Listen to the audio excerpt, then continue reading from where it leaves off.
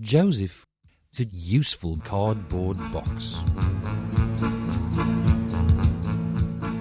Joseph was a cardboard box. Not a big box and not a small box. Just a regular everyday brown cardboard box. He'd always dreamt of being an important, useful box. Maybe a shoebox, a toolbox, or a toy box.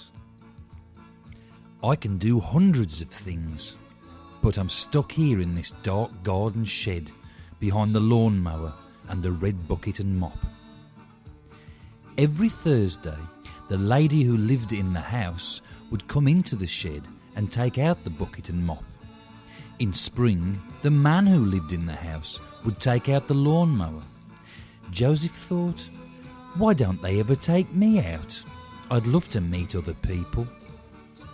On a cold winter's day, Joseph was feeling very sorry for himself. I feel so wet and damp. Ooh, it's cold.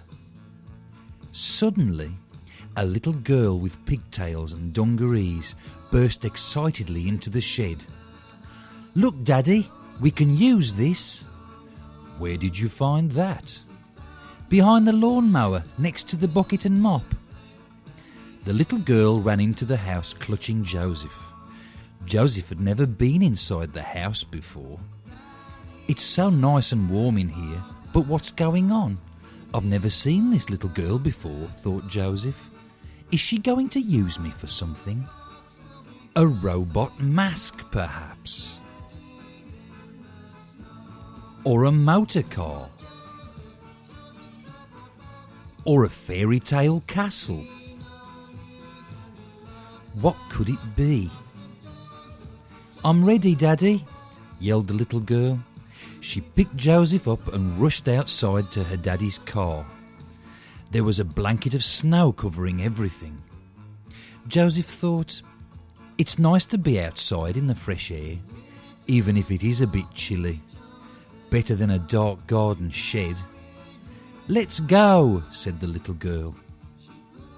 The journey in the car seemed to last forever to the little girl. Are we there yet? She asked. Almost, just to the top of that hill, said her daddy, and he pointed to the highest hill the little girl had ever seen. When the car stopped, the little girl dashed up to the top of the hill with Joseph held carefully under her arm. She ran as fast as her legs could carry her. Joseph thought, she's certainly lively.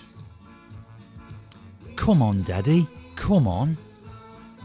When they reached the top of the hill, they gently peeled off Joseph's brown tape. This tickles, giggled Joseph, as they folded him into the shape of a sledge.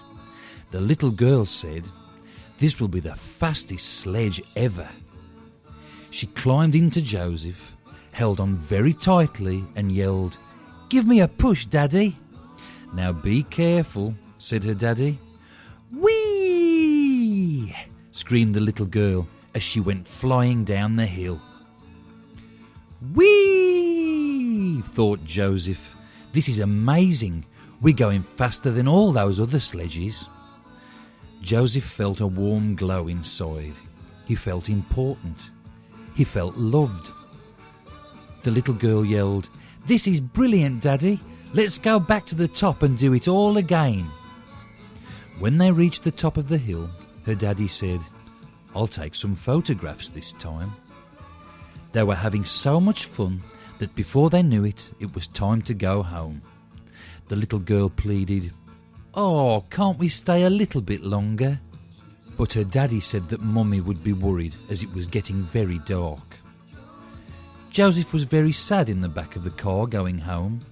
He thought, they'll throw me out with all the rubbish in the freezing cold.